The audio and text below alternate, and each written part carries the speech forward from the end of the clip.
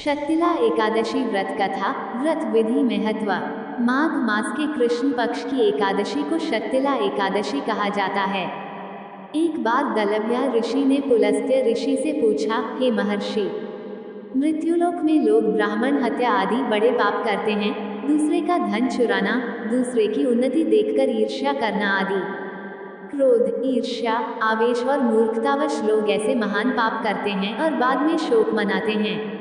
वो अफसोस, हमने यही किया। हे महामुनि, ऐसे लोगों को नरक से बचाने का उपाय क्या है? कृपया कोई ऐसा उपाय बताएं जिससे ऐसे लोग नरक से बच जाएं, अर्थात उन्हें नरक में न जाना पड़े।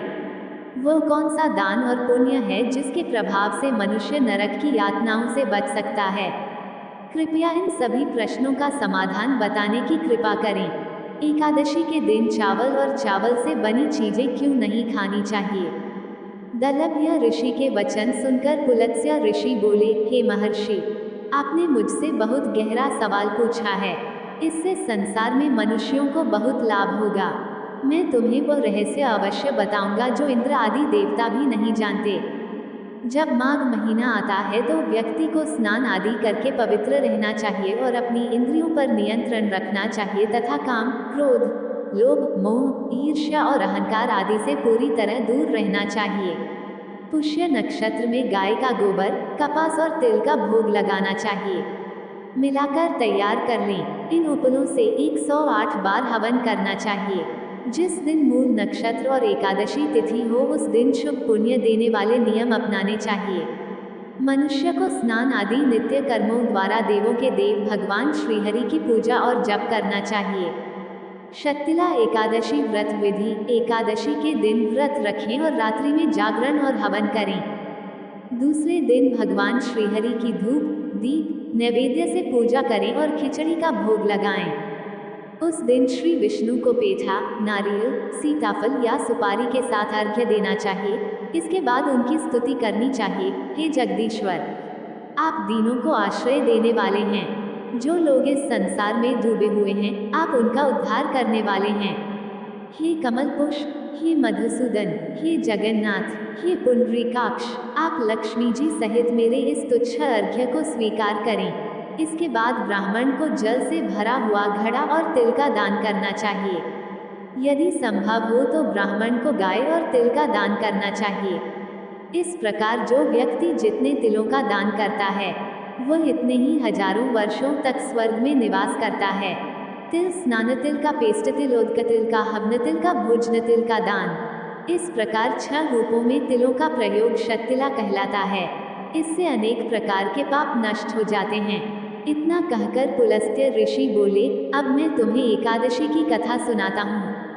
शक्तिला एकादशी व्रत कथा। एक बार नारद मुनि ने भगवान श्रीहरि से शक्तिला एकादशी के महत्व के बारे में पूछा तो उन्होंने कहा, हे प्रभु, कृपया मेरा अभिवादन स्वीकार करें। शक्तिला एकादशी के व्रत का पुण्य क्या है? इसकी कहानी क्या है? कृपया मुझे बताएं। नारद की प्रार्थना सुनकर भगवान श्रीहरि ने कहा, हे नारद, मैं तुम्हें प्रत्यक्ष देखी हुई सत्य कथा सुनाऊंगा, ध्यानपूर्वक सुनो। बहुत समय पहले मृत्युलोक में एक ब्राह्मण रहता था। वह सदैव व्रत किया करती थी। एक बार वह 1 महीने तक उपवास करती रही, जिससे उसका शरीर बहुत कमजोर हो गया। वह बेहद बुद्धिमान थी। फिर उन्होंने कभी देवताओं और ब्राह्मणों के निमित्त अन्न का दान नहीं किया। मैंने सोचा था कि इस ब्राह्मणी ने व्रत आदि से अपना शरीर शुद्ध कर लिया है और इसे भी वैकुंठ लोक की प्राप्ति होगी, परंतु इसने कभी अन्न का दान नहीं किया। भोजन के बिना आत्मा की तृप्ति होना कठिन है। ऐसा सोचकर मैं मृत्युलोक में गया और उस ब्राह्मण से भोजन मांगा। इस पर ब्राह्मण ने कहा, हे योगीराज, तुम यहाँ क्यों आए हो? मैंने कहा, मुझे भिक्षा चाहिए। इस पर उन्होंने मुझे मिट्टी का एक ढेला दिया। मैं उस द्रव्यमान को लेकर स्वर्ग लौट आया। कुछ समय बीतने पर उसने अपना ब्राह्मण शरीर त्याग दिया और स्वर्ग आ गई। मिट्टी के ढेले के प्रभाव से उसे उस स्थान पर आम के पेड़ वाला एक घर मिल गया, लेकिन उसे वह घर अन्य चीजों से खाली मिला। वह भयभीत होकर मेरे पास आई और बोली, हे प्रभु, मैंने अनेक व्रत उपवास आदि से आपकी पूजा की है, परंतु फिर भी मेरा घर धन धान्य से रिक्त है। इसका क्या कारण है? मैंने कहा, तुम अपने घर जाओ और जब देवी देवता तुमसे मिलने आए तो उनसे शक्तिला एकादशी व्रत का महात्म्य और उसके नियम के बारे में पूछना। जब तक वे तुम्हें न बताएं, तब तक दरवाजा मत खोलना। भगवान के ऐसे वचन सुनकर वह अपने घर चली गई और जब देवगण आए और द्वार खोलने को कहा तो ब्राह्मणी बोली, यदि आप मुझसे मिलने आए हैं तो पहले मुझे शक्तिला एकादशी का महात्म्य बताएं। तब उनमें से एक देवी ने कहा, यदि तुम्हारी यही इच्छा है तो ध्यानपूर्वक सुनो, मैं तुम्हें विधि सहित एकादशी व्रत और उसके महात्म्य के बारे में बताती हूँ। जब उस देवी ने शक्तिला एकादशी का महात्म्य बताया, तब उस ब्राह्मणी ने द्वार खोल दिया। देव महिलाओं ने ब्राह्मण को अन्य सभी महिलाओं से अलग पाया।